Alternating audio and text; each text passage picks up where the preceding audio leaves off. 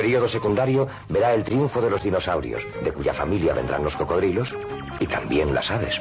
La era mesozoica, que comenzó hace unos 250 millones de años, vio nacer a los lejanos antepasados de los mamíferos y también a los dinosaurios. Una especie de terribles reptiles, como proclama su propia etimología. El Tyrannosaurus rex, el Triceratops y el Diplodocus vivieron bajo condiciones extremas durante los periodos Jurásico y Cretácico. El viejo mundo de la era secundaria. Al final de este último periodo se produjo la extinción. Y de ese naufragio nacerá un mundo nuevo.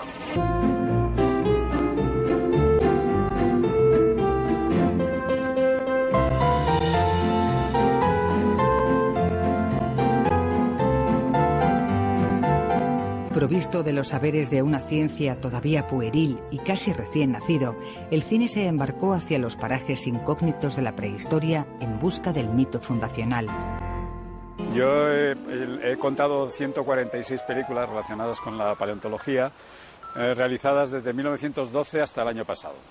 Entonces, lo que se puede ver perfectamente son tres momentos muy claros de esta trayectoria, ¿no? En las primeras décadas del siglo XX hay sobre todo un cine prehistórico, ¿no? Es decir, el cine que supuestamente relata la vida de nuestros lejanos antepasados, ¿no? Humanos. En 1916, Willis O'Brien consiguió filmar mediante el sistema stop motion, es decir, fotograma a fotograma, un fragmento de celuloide de 80 segundos, que se estrenaría un año después con el título The Dinosaur of the Baboon. Bueno, el cine muy tempranamente se ocupa de temas prehistóricos, es decir, con frecuencia aparecen películas, o empiezan a aparecer algunas películas el año 12, el año 13, el año 14, cuando el cine es muy joven todavía, en que escenifica episodios de la prehistoria, de una forma fantasiosa, porque es muy frecuente que aparezcan hombres luchando con dinosaurios, cuando sabemos perfectamente que no coexistieron nunca los dinosaurios con los hombres.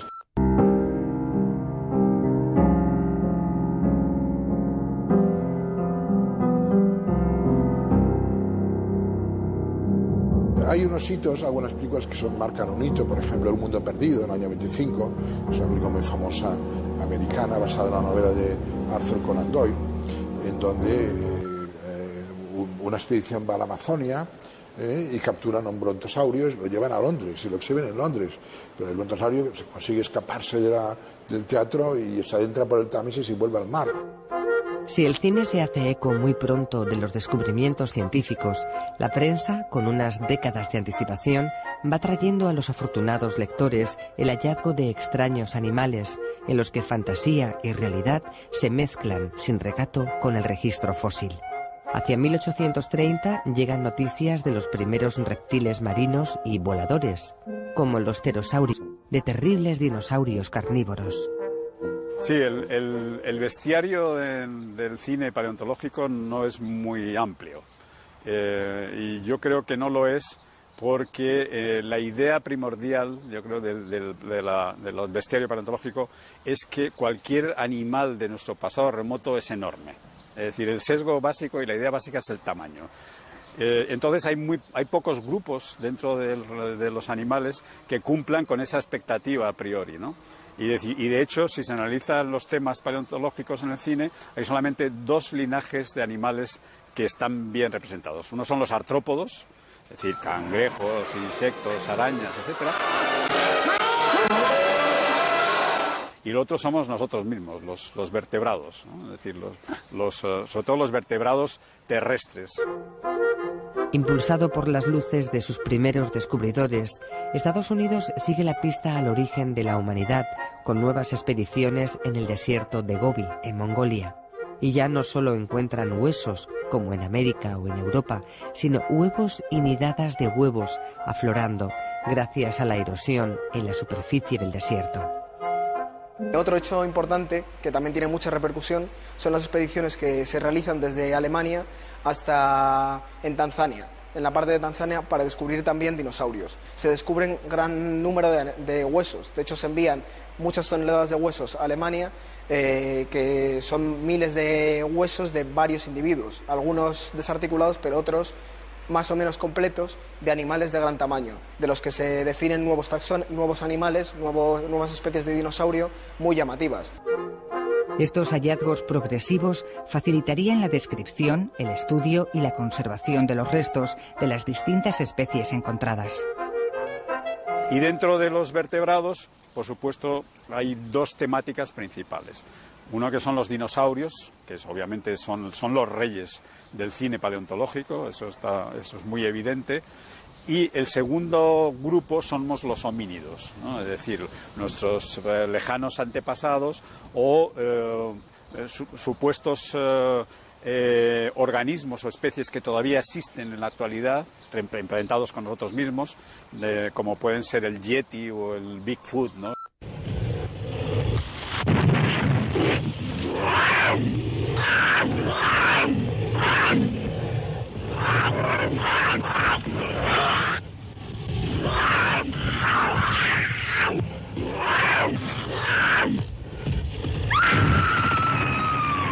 Bueno, King Kong es otro monumento en ese sentido, porque es esta reserva ecológica en una isla perdida en el Pacífico, en donde coexisten las bestias primigenias y en donde King Kong lucha, el gorila lucha contra los dinosaurios que intentan entorpecer su amor, porque King Kong en el fondo es un triángulo edípico, ¿no? Es el tema del joven que lucha contra el padre es el feroz, el velludo animal hiperviril que tiene secuestrada a la mujer que él desea.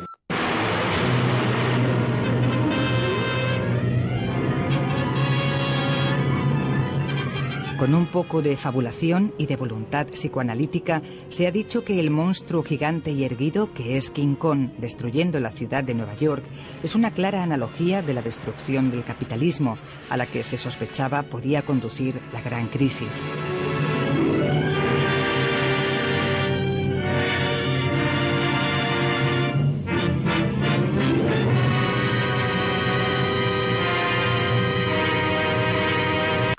Y una cosa curiosa, que también entra en el campo de la dinosauriología, del estudio de dinosaurios, pero también se mezcla con otros animales mitológicos o reales, semirreales, es el estudio también de las noticias de prensa que aluden a animales ficticios, reales, que se duda que pueden ser. En este sentido, hablamos, por ejemplo, del monstruo del lago Ness. Son abundantes las noticias sobre este animal, del que se habla, pues, que se han realizado avistamientos, los avistamientos son cada vez más frecuentes, hipótesis de lo que podría ser este monstruo o lo que no.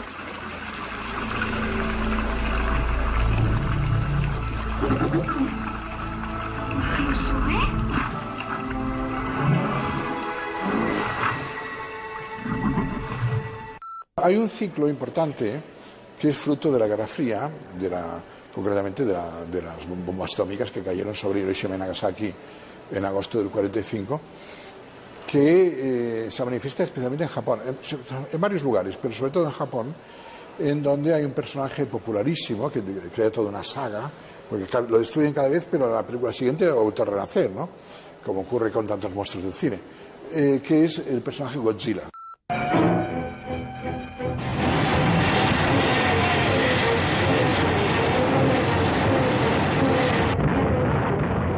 Lo curioso es que Godzilla es un monstruo que acaba por ser simpático para los japoneses, ¿no?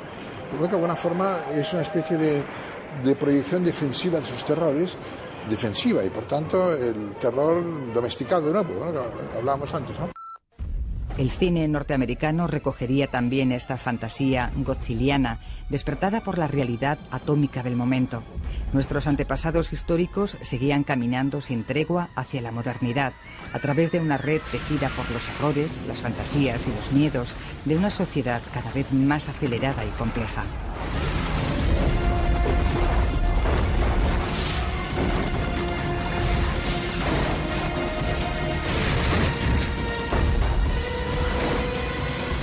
la década de los años 1950 hay un enorme incremento en el número de películas. Entonces, yo creo que eso se puede relacionar perfectamente con la aparición del terror y de la ciencia ficción en la serie B norteamericana, clásica, ¿no? Da la sensación de que, como si los cineastas de Hollywood se dieran cuenta de que la paleontología ofrecía muchísimos más temas de lo que hasta ahora se había hecho, y de repente pues eso, aparecen hombres peces prehistóricos, o aparecen en principio insectos gigantes o cosas de ese tipo que no se había tocado hasta entonces, ¿no?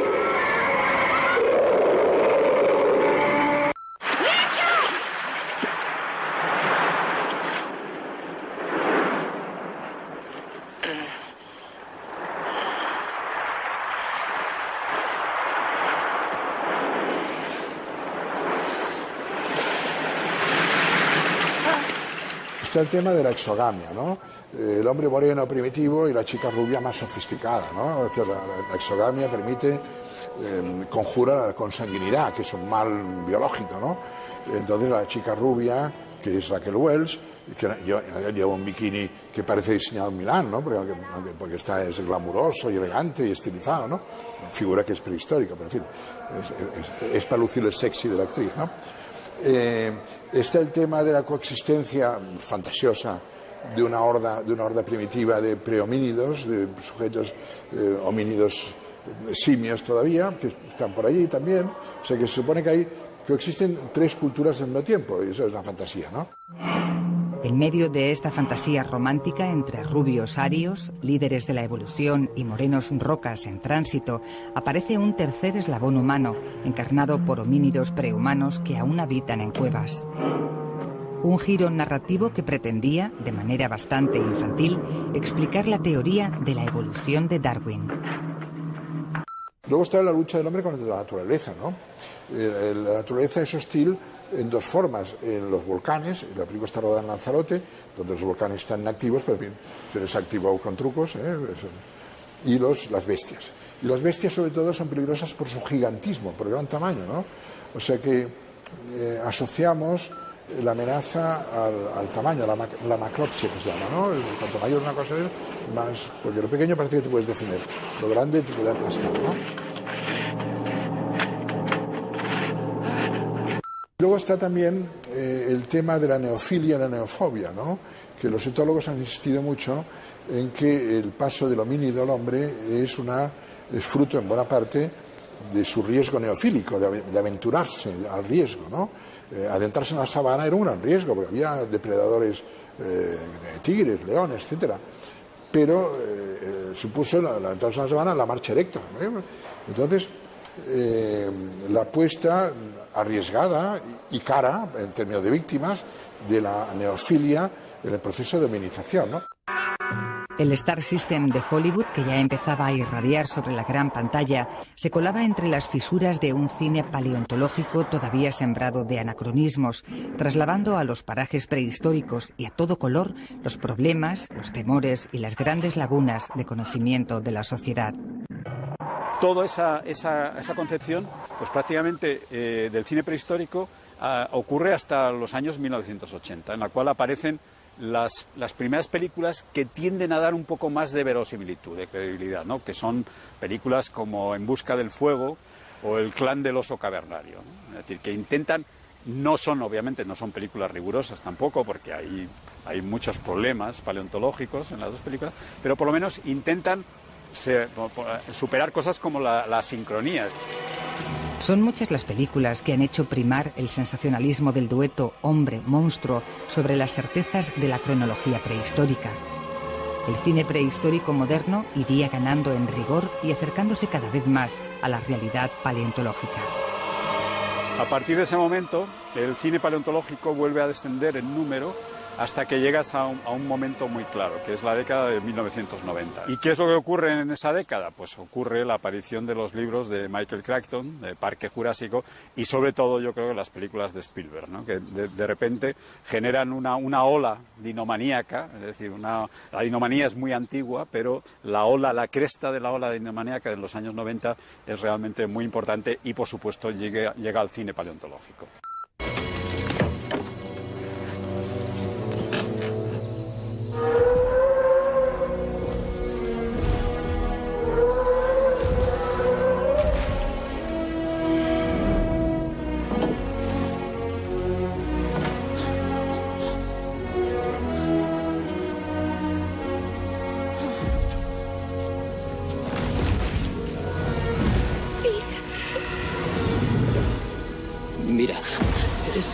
Es un dinosaurio. Es una película interesante, más allá de lo infantil de la anécdota. Es interesante porque es una película, a mi juicio, autorreflexiva, en la medida en que la historia que nos cuenta de un biólogo que intenta hacer renacer los dinosaurios a partir del ADN fosilizado es una metáfora de la dificultad de los ingenieros de Spielberg de crear unos dinosaurios para integrarlos en la imagen con seres humanos. Ya está. Sí. Y efectivamente, cuando recordamos el Parque Jurásico, la primera versión, nos damos cuenta que lo que recordamos son las bestias. Las caras de los personajes humanos se me han borrado. En cambio, no se me ha borrado el Tiranosaurio Rex, que realmente es el protagonista de verdad, ¿no? Que jamás existió y jamás cobró ningún sueldo, ni firmó ningún seguro de vida como firmaron los actores de carne y hueso, ¿no? Fruto del aluvión de vicisitudes paleontológicas y cinematográficas del siglo XX y de la traslación de contenidos en sus más variados niveles de fidelidad, ciencia y representación, han desembocado en nuestros días en el mar abierto de la mercadotecnia, fábrica de confusos, inexactos pero atractivos sucedáneos de la realidad. Antes te hablaba de una película como esta de 10.000 que estrenaron el año pasado, que probablemente muchos de nuestros televidentes conozcan. Es decir, y eso organizó un verdadero revuelo, pero una cosa que dices, bueno, esto es completamente desmesurado, ¿no? Sobre todo en el mundo de la arqueología, más que en la paleontología, ¿no? Eso de ver a los mamuts construyendo pirámides o ver cosas como que los dientes de un hombre de hace 10.000 años estaban completamente blancos, no podían ser blancos, o cosas como que los rebaños de mamuts no podían estar dirigidos por un macho, porque los proboscidios, los rebaños los dirigen las hembras y en la película estaba mal.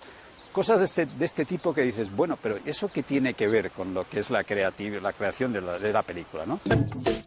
Más allá de la libertad o del libertinaje con que estas películas han representado a los personajes prehistóricos, la mayoría han sido concebidas para el deleite de expertos y profanos, llegando a ser incluso reflejos clarísimos y acertados de nuestra realidad social.